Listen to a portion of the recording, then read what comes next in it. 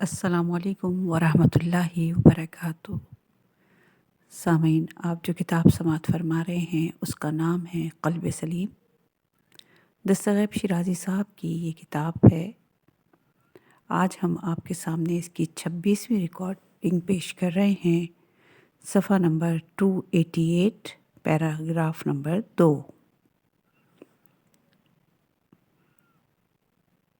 دعوت عمل سے ہو نہ کہ زبان سے۔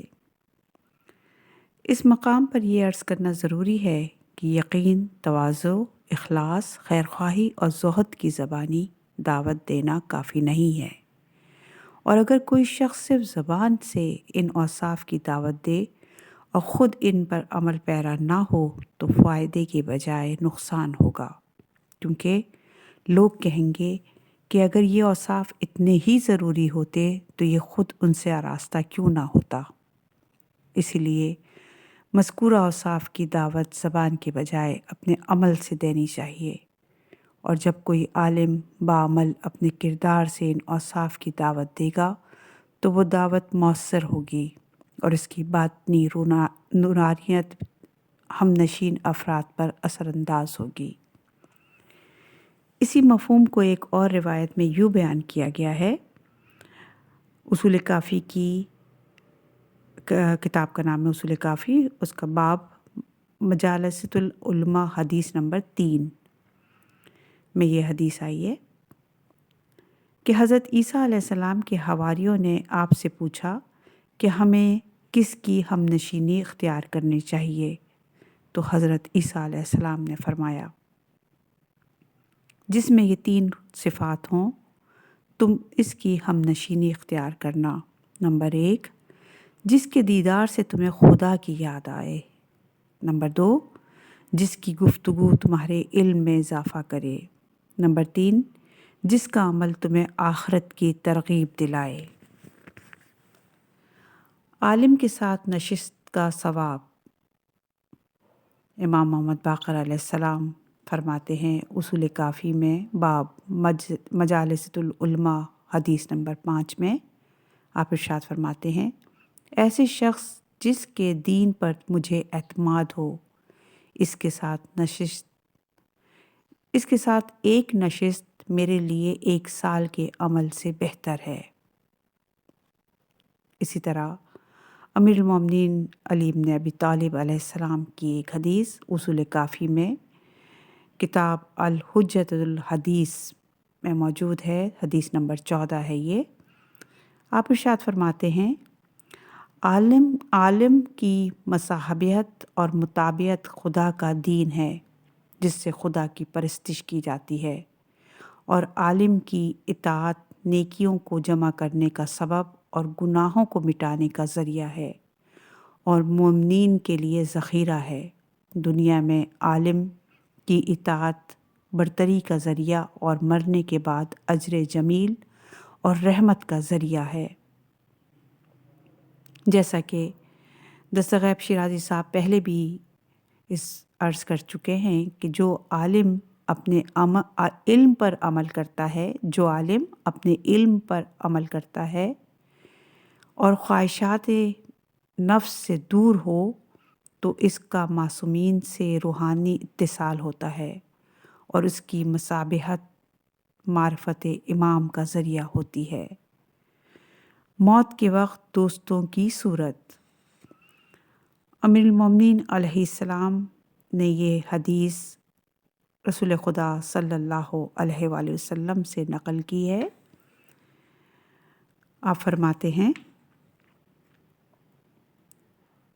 اچھی طرح سے دیکھ لو کہ تم کس سے گفتگو کرتے ہو اور کس کی گفتگو سنتے ہو، کیونکہ موت کے وقت ہر شخص اپنے مصاحبین کی صورت مثالیہ کو دیکھتا ہے۔ اگر کسی کے مصاحب اچھے ہوئے تو ان کی صورت مثالی بھی اچھی ہوگی، اور اگر برے ہوئے تو ان کی صورت مثالی بھی بری ہوگی، اور اس وقت تک کوئی نہیں مرتا جب تک کہ موت کے قریب میری صورت مثالی کو نہ دیکھ لے۔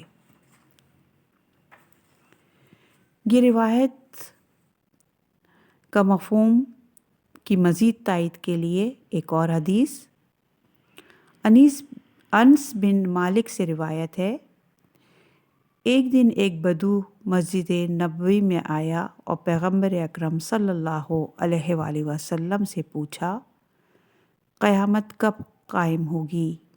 آپ نے فرمایا، تو نے قیامت کے لیے کیا تیاری کی ہے؟ اس نے کہا، میرے پاس واجب نماز روزے کے علاوہ کچھ بھی نہیں، مگر میں آپ سے محبت کرتا ہوں۔ آپ نے فرمایا، انسان اسی کے ساتھ اٹھایا جائے گا جس کے ساتھ محبت رکھتا ہو۔ دوسری روایت میں یہ الفاظ وارد ہوئے، یہ حدیث سفینۃ البحار لفظ حب میں موجود ہے، لفظ حب میں موجود ہے۔ آپ فرماتے ہیں، جو کسی شخص سے محبت کرے گا خدا اسے اس کے ساتھ محشور کرے گا، اگرچہ پتھر ہی سے کیوں نہ ہو، یعنی اگر کوئی کسی پتھر سے بھی محبت کرتا ہوگا تو اللہ اسے اس پتھر کے ساتھ محشور کرے گا۔ نایاب اور گراں قیمت گوہر۔ حقیقت یہ ہے کہ مذکورہ صفات کے حامل افراد ہر دور میں نایاب رہے ہیں اور ہمارے دور میں تو کچھ زیادہ ہی نایاب ہیں۔ فارسی کے ایک شعر کا ترجمہ ہے، کل رات شیخ ہاتھ میں چراغ لیے شہر کے گرد چکر لگا رہے تھے اور کہہ رہے تھے کہ میں شیطان اور درندوں سے تنگ آ چکا ہوں اور انسان کو تلاش کر رہا ہوں۔ میں نے کہا، ہم نے بھی پھر کر بہت دیکھا لیکن انسان نہ مل سکا۔ کہنے لگے، جو نہیں مل رہا میں بھی اسی کی تلاش میں ہوں۔ حدیث کے الفاظ، اصول کافی کے باب قلت عدد المومنین میں یہ حدیث ہے، مومن خاتون مومن مرد سے زیادہ کامیاب ہے اور زیادہ قیمتی ہے، اور مومن مرد سرخ یاقوت سے بھی زیادہ نایاب ہے۔ اس روایت میں مومن سے مرد مومن کامل ہے۔ ابو بصیر کہتے ہیں کہ امام جعفر صادق علیہ السلام نے مجھ سے فرمایا، اسلام ایک درجہ ہے۔ میں نے کہا، جی ہاں۔ پھر آپ نے فرمایا، اسلام سے ایمان ایک درجہ بلند ہے۔ میں نے کہا، جی ہاں۔ آپ نے فرمایا، ایمان سے تقوی ایک درجہ بلند ہے۔ میں نے کہا، جی ہاں۔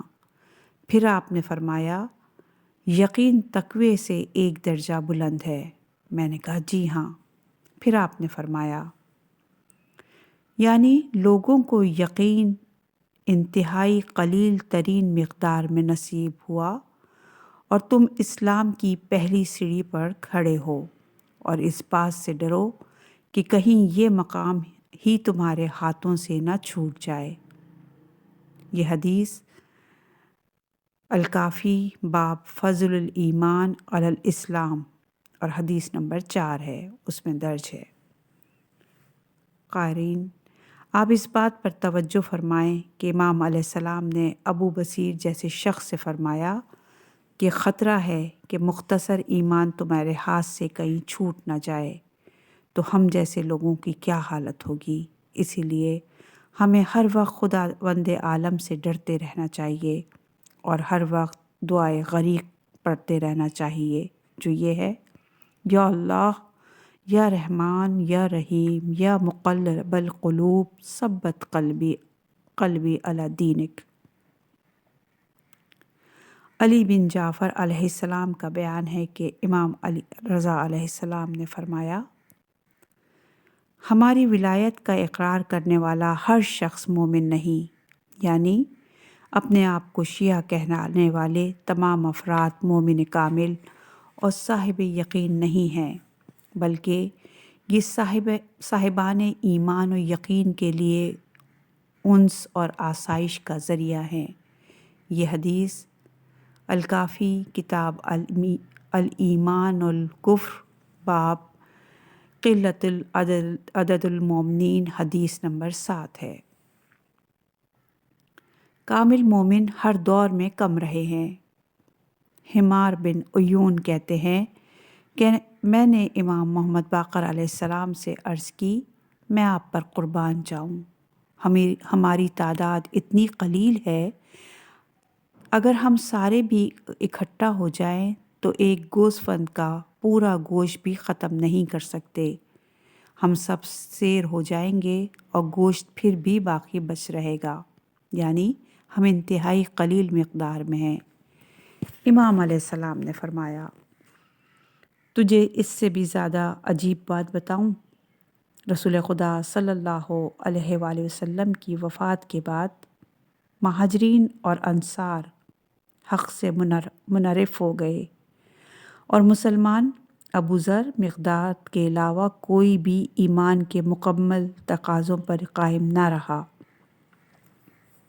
حمران کہتے ہیں، میں نے کہا عمار کا کیا حال تھا؟ آپ نے فرمایا، خدا عمار پر رحمت فرمائے، انہوں نے اپنی امام کی بیعت کی اور راہ حق میں شہید ہوئے۔ میں نے کہا، شہادت سے بڑا رتبہ تو کوئی نہیں۔ امام علیہ السلام نے میری طرف دیکھ کر فرمایا، کیا تو نے یہ سمجھ لیا کہ عمار ان 3 افراد کے مانند تھے؟ نہیں، ایسا نہیں ہے۔ یہ حدیث بھی الکافی کتاب الایمان الکفر باب قلت العدد المؤمنین میں موجود ہے۔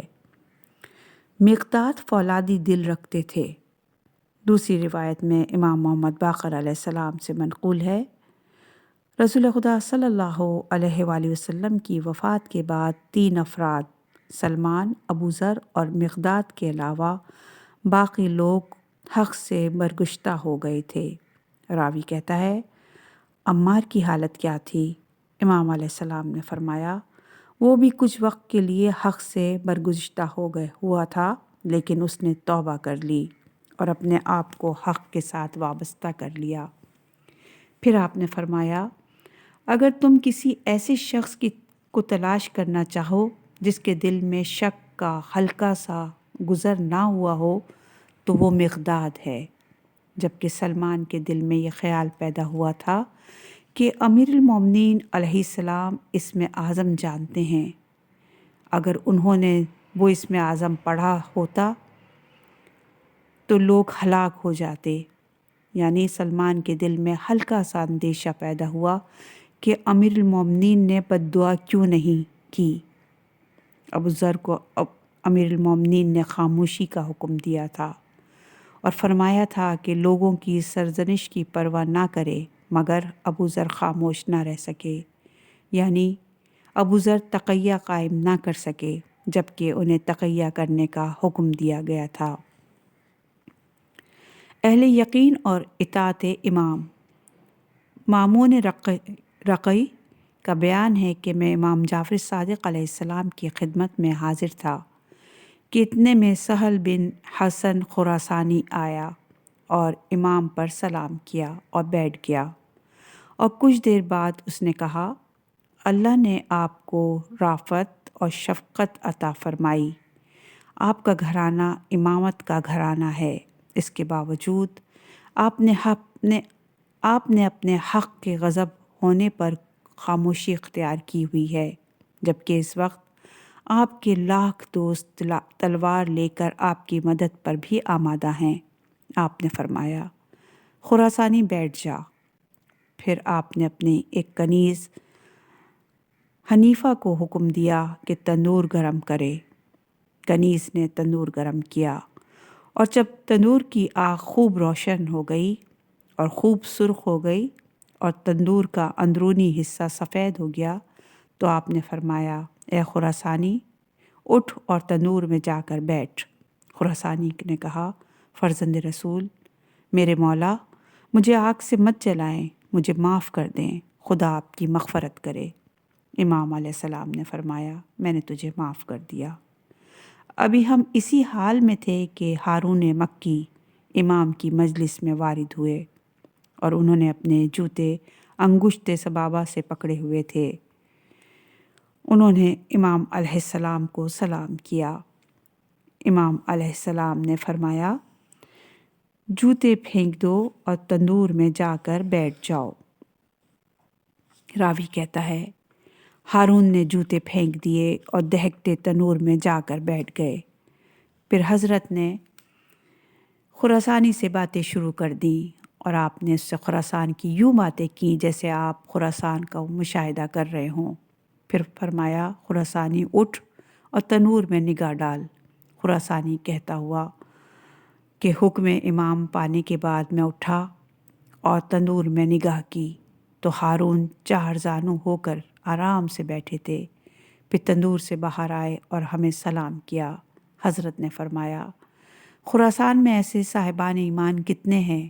خراسانی نے کہا، خدا کی قسم ایک بھی نہیں۔ امام علیہ السلام نے فرمایا، جب ہمیں سچے یاور و ناصر 5 افراد بھی میسر آ گئے تو ہم اپنے حق کے لیے خروج کریں گے۔ ہم اپنے وقت خروج کو بہتر جانتے ہیں۔ یہ حدیث منتہی الاعمال جلد 2 باب معجزات امام صادق علیہ السلام میں درج ہے۔ توحید افعالی کے متعلق مزید یقین۔ امور اعتقادیہ کے متعلق انسان کو ایسا یقین کامل ہونا چاہیے کہ اس کے اثرات اس کی زندگی میں نمایاں نظر آنے چاہیے۔ اس سے قبل توحید خداوند کے یقین کی کافی بحث کی جا چکی ہے اور موضوع کی اہمیت کے پیش نظر بطور اختصار ہم مزید بحث کرنا چاہتے ہیں۔ توحید افعالی کا عقیدہ ضروری ہے۔ توحید افعالی کے سلسلے میں یہ یقین رکھنا ضروری ہے کہ جہان آفرینش کے تمام اجزاء اور ان کی ہستی کے نمود خدا کی طرف سے ہے اور کائنات کی جملہ اشیاء کے آثار و خواص مثلاً سردی، گرمی، پانی کی تری اور آگ کی گرمی اور خشکی اور سورج کی حرارت اور روشنی خدا کی طرف سے ہے۔ علاوہ ازیں انسان کے اختیاری افعال بھی خدا کے اذن اور قضائے الہی پر موقوف ہیں، اور اس کے ساتھ یہ عقیدہ رکھنا بھی ضروری ہے کہ درختوں کے پتے بھی اللہ کی اجازت اور مشیت اور علم الہی کے بغیر نہیں گرتے۔ اسی طرح سے انسان کے منہ سے نکلنے والا ہر جملہ بھی علم الہی کے بغیر منہ سے نہیں نکلتا۔ نمبر 1، توحید افعالی پر سچا یقین۔ ہم شرک کے بحث میں توحید افعالی کی کافی تشریح کر چکے ہیں۔ اس مقام پر یہ عرض کرنا ضروری ہے کہ قرآن مجید کی 20 آیات کا تعلق توحید افعالی سے ہے۔ اسی لیے انسان کے لیے واجب ہے کہ ان آیات کی وجہ سے دل کو نور یقین سے منور کرے اور اپنے خدا پر توکل کرے اور خدا کی قضا پر راضی رہے اور سر تسلیم خم کر دے، اور اس نور کی برکت سے کینہ و بغض اور حسد اور بدفعلی اور بدخلقی سے پرہیز کرے اور محبت اور حسن اخلاق سے اپنے آپ کو مزین کرے۔ نمبر 2، رزق کا ضامن خدا ہے۔ انسان کو اس حقیقت پر یقین رکھنا چاہیے کہ تمام مخلوقات کا روزی رساں خدا ہے، جیسا کہ ارشاد خدا وندی ہے سورہ ہود کی آیت نمبر 6 میں، زمین پر چلنے والا کوئی ایسا جاندار نہیں جس کا رزق خدا کے ذمہ نہ ہو۔ اس آیت مجیدہ کو مد نظر رکھتے ہوئے انسان کو یقین ہونا چاہیے کہ خدا نے اس کے لیے جو رزق مقرر کیا ہے وہ اسے بہر طور مل کر رہے گا، اور اس کے لیے مقرر کردہ رزق اس سے کوئی بھی چھین نہیں سکتا۔ اگر انسان کو اس حقیقت کا یقین پیدا ہو جائے تو اس کا دل نور یقین سے منور ہو جائے گا اور وہم کی تاریکیاں چھٹ جائیں گی اور انسان حرص کی خباثت سے محفوظ ہو جائے گا، اور جو چیز اسے میسر نہیں آئے گی وہ اس پر افسوس نہیں کرے گا۔ نمبر 3، ثواب اور عقاب کا یقین۔ انسان کو عقائد کردار کے ثواب اور عقاب پر بھی یقین رکھنا چاہیے۔ اللہ تعالیٰ کا فرمان ہے، جو کوئی ذرہ برابر نیکی کرے گا وہ اسے دیکھ لے گا، اور جو ذرہ برابر برائی کرے گا وہ اسے دیکھ لے گا۔ سورہ زلزلہ کی آیت نمبر 7 اور 8 کا ترجمہ۔ جس طرح سے ایک بھوکے شخص کو روٹی کی طلب ہوتی ہے، اسی طرح سے اطاعت گزار شخص کو بھی اپنی اطاعت کے ثواب کی طلب رہتی ہے اور اطاعت کی محافظت کے لیے کوشاں رہتا ہے وہ شخص۔ جس طرح سے انسان زہر خوارنی سے پرہیز کرتا ہے، اسی طرح سے انسان کو گناہوں سے بھی پرہیز کرنا چاہیے۔ جب کسی شخص کا دل ثواب اور عقاب کے یقین سے منور ہوگا تو وہ اطاعت الہی کے لیے کوشاں رہے گا اور گناہوں سے اجتناب کرے گا، اور یوں نور یقین بھی جتنا اضافہ ہوگا عمل صالح کے لیے انسان اتنا ہی حریص ہوگا۔ نمبر 4، خدا ہر وقت حاضر و ناظر ہے۔ انسان کو یقین رکھنا چاہیے کہ ہر وقت خدا اس کے ساتھ موجود ہے اور وہ بندوں کے اعمال کو دیکھ رہا ہے۔ ارشاد خداوندہ ہے سورہ حدید کی آیت نمبر 4، تم جہاں بھی جاؤ وہ تمہارے ساتھ ہے۔ پروردگار سورہ غافر کی آیت نمبر 19 میں ارشاد فرماتا ہے، وہ آنکھوں کی خیانت اور دلوں کے پوشیدہ رازوں سے باخبر ہے۔ اس مطلب سے ہر مسلمان آگاہ ہے، لیکن ضرورت یہ ہے کہ یہ آگاہی یقین کی حد تک ہو اور اس کی یقین کے نتیجے میں انسان کا ظاہر و باطن یکساں ہونا چاہیے اور ہر وقت اپنے آپ کو خدا کے سامنے تصور کرے اور ہر ایسی حرکت سے باز رہے جو خلاف ادب ہو، اور اس کے برعکس اگر کوئی شخص لوگوں کو دکھانے کے لیے اپنے ظاہر کی اصلاح کرے اور باطن کی اصلاح نہ کرے تو یہ عمل نفاق پر مبنی ہوگا، جبکہ انسان کو چاہیے کہ ظاہر کی بنسبت اپنے بدن کی اصلاح پر کہیں زیادہ توجہ دے۔ یہی ایمان ہے اور یہی یقین کا تقاضا ہے۔ ادب کی ایک مثال، محقق اردبیلی کے حالات میں مذکور ہے کہ وہ اپنی زندگی کے آخری 40 برسوں میں خلوت اور جلوت کے لمحات میں پاؤں دراز نہیں کرتے تھے، حتیٰ کہ سوتے وقت بھی پاؤں دراز کر کے نہیں سوتے تھے۔ جب ان سے اس عمل کی وجہ دریافت کی گئی تو انہوں نے کہا، میں خدا کے سامنے ہوں اور مجھے اس کے سامنے پاؤں پھیلانا معیوب محسوس ہوتا ہے۔ ایک صاحب حال کے متعلق بیان کیا جاتا ہے کہ وہ بستر موت پر بھی اپنے پاؤں پھیلانے کی اجازت نہیں دے رہے تھے۔ جب ورثا نے اصرار کیا تو انہوں نے کہا، میں نے خدا کے حضور کبھی بے ادبی نہیں کی تھی، اب جب کہ میں مر رہا ہوں کیسے بے ادبی کروں؟ اور جب حالت احتضار میں اس کے پاؤں قبلے کی طرف کیے گئے تو اس نے بارگاہ اہدیت میں معذرت کرتے ہوئے کہا، پروردگار، میں اگرچہ ایسا کرنا نہیں چاہتا تھا لیکن تیرا حکم ہے اس لیے میں بھی راضی ہوں۔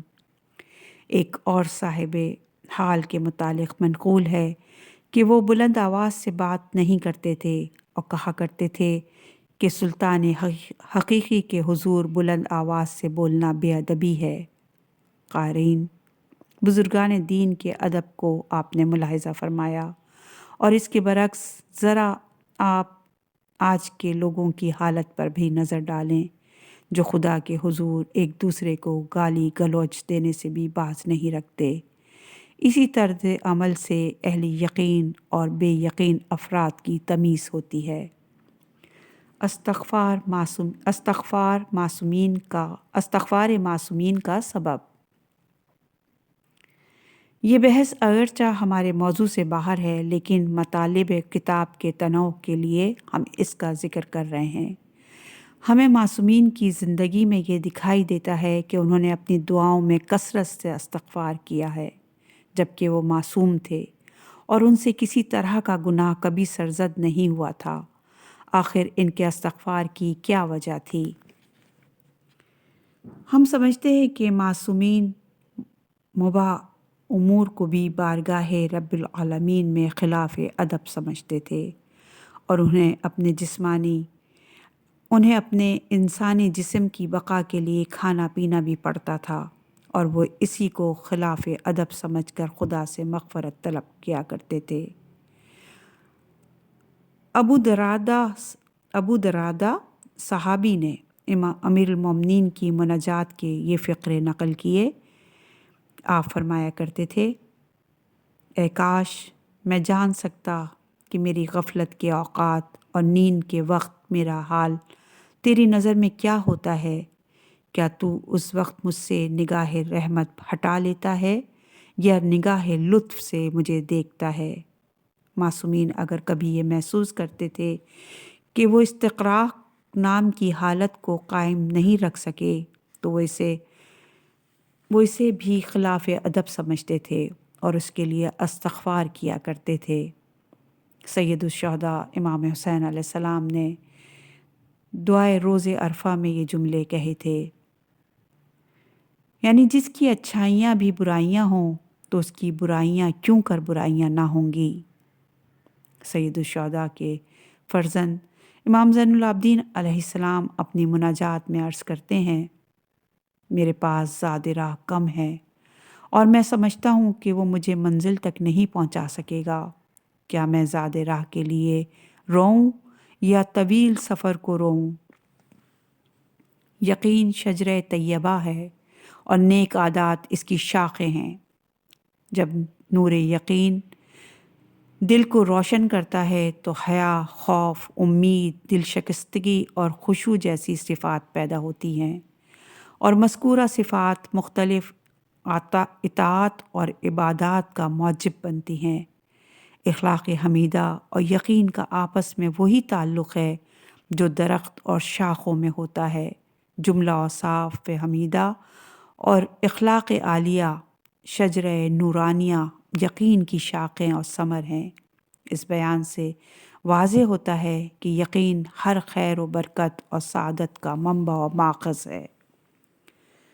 صحبت ناچیز سے پرہیز ضروری ہے۔ جس شخص کو اہل یقین کی ہم نشینی کا شرف حاصل ہو تو اسے اس کی قدردانی کرنی چاہیے اور اس سے فائدہ اٹھانا چاہیے، اور اہل یقین کی صحبت کا فائدہ تب ہوگا جب انسان اہل شک و وسوسے اور جہال کی صحبت سے پرہیز کرے گا۔ اگر کسی شخص کو بدقسمتی سے اہل یقین کی صحبت نصیب نہ ہو تو بھی اسے اہل شک کی ہم نشینی سے پرہیز کرنا چاہیے۔ فارسی کے ایک شعر کا ترجمہ ہے، اگر تجھے نیک لوگوں کی صحبت میسر نہ ہو تو بھی برے لوگوں کی صحبت سے پرہیز کر۔ برے لوگوں کی صحبت سے جہالت اور شک میں اضافہ ہوتا ہے، اور برے لوگوں کی مصاحبت میں انسان میں ایسی برائیاں بھی پیدا ہو جاتی ہیں جو کہ اس میں پہلے موجود نہیں ہوتی۔ اسی لیے آیات اور روایات میں جہال اور بدکاروں کی صحبت سے منع کیا گیا ہے۔ اہل غفلت آپ کو خفیف نہ بنائیں۔ اللہ تعالیٰ نے اپنے حبیب سے ارشاد فرمایا سورہ روم کی آیت نمبر 60 میں، یعنی صبر اختیار کریں، بے شک اللہ کا وعدہ برحق ہے، اور بے یقین افراد آپ کو خفیف، بے وزن اور بے قدر نہ بنا دیں۔ اس آیت مجیدہ سے معلوم ہوتا ہے کہ بے یقین افراد کی مصاحبت کسی بھی شخص کی حقارت اور پستی کا سبب ہو سکتی ہے، اور اس کے نتیجے میں انسانیت اور روحانیت کی بلند ترین منزل سے گر کر حقارت کے گڑھے میں جا پڑتا ہے۔ اس لیے بے یقین کی صحبت سے تنہائی بہتر ہے۔ سورہ کہف کی آیت نمبر 28 میں پر ارشاد باری تعالیٰ، ہم نے اس کے گناہوں کی وجہ سے اس سے اپنی توفیق سلب کر لی، اور جس نے اپنی خواہش کی پیروی کی اور جس کا کام تجاوز پر مبنی ہو۔ سورہ طٰہٰ کی آیت نمبر 16 میں ارشاد باری تعالیٰ، خبردار تمہیں قیامت کے خیال سے وہ شخص نہ روک دے جس کا ایمان قیامت پر نہیں ہے، اور جس نے اپنی خواہشات کی پیروی کی کہ اس طرح تم ہلاک ہو جاؤ گے۔ سورہ انعام کی آیت نمبر 68 میں ارشاد باری تعالیٰ، یاد آنے کے بعد ظالم لوگوں کے ساتھ مت بیٹھیں، بے خبر افراد سے دوری اختیار کریں۔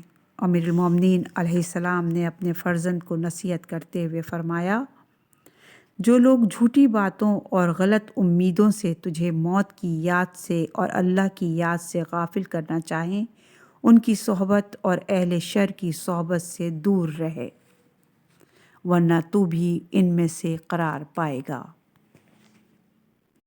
کتاب قرب الاسناد میں امام جعفر صادق علیہ السلام کی یہ حدیث، جو شخص تیرے دین کے لیے فائدہ بخش نہ ہو اس کی طرف اپنی توجہ مبذول نہ کر اور اس کی صحبت کی خواہش نہ کر، کیونکہ اللہ کے علاوہ ہر چیز فنا پذیر ہے اور اس کا انجام تلخ ہے۔ امیر المومنین علیہ السلام نے فرمایا، برے لوگوں کی صحبت اور معاشرت سے پرہیز کر، یہ لوگ آگ کی طرح سے ہیں اور ان کی ہمنشینی جلانے والی ہے۔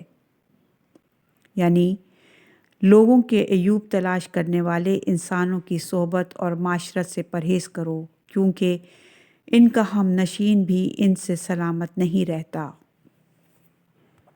جھوٹے شخص کی دوستی سے بچو، کیونکہ وہ دور والی چیز کو قریب اور قریب کی چیز کو دور کر کے پیش کرے گا۔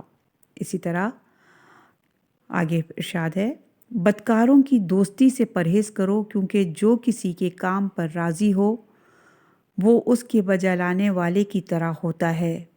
آگے ارشاد، تیرا سب سے برا بھائی اور تجھے سب سے زیادہ دھوکہ دینے والا وہ ہے جو تجھے دنیا میں سرگرم رکھے اور تجھے آخرت سے غافل کر دے۔ آگے ارشاد، یعنی اشرار کی صحبت خباثت کی موجب ہے، جیسے ہوا گندگی سے گزرتی ہے تو بدبو لے کر آتی ہے۔ دنیا داروں کی ہم نشینی ایمان کو فراموش کرانے والی اور اطاعت شیطان کی طرف لے جانے والی ہے۔ جاہل کی ہم نشینی بدترین مصیبت ہے۔ امام سجاد علیہ السلام نے اپنے فرزند امام محمد باقر علیہ السلام کو نصیحت کرتے ہوئے فرمایا، پیارے فرزند، 5 قسم کے لوگوں سے ہم نشینی اختیار نہ کرنا اور ان سے گفتگو نہ کرنا اور راستے میں انہیں اپنا رفیق کے سفر نہ بنانا، اور وہ یہ ہیں جھوٹا، فاسق، احمق، قطع رحم کرنے والا اور بخیل۔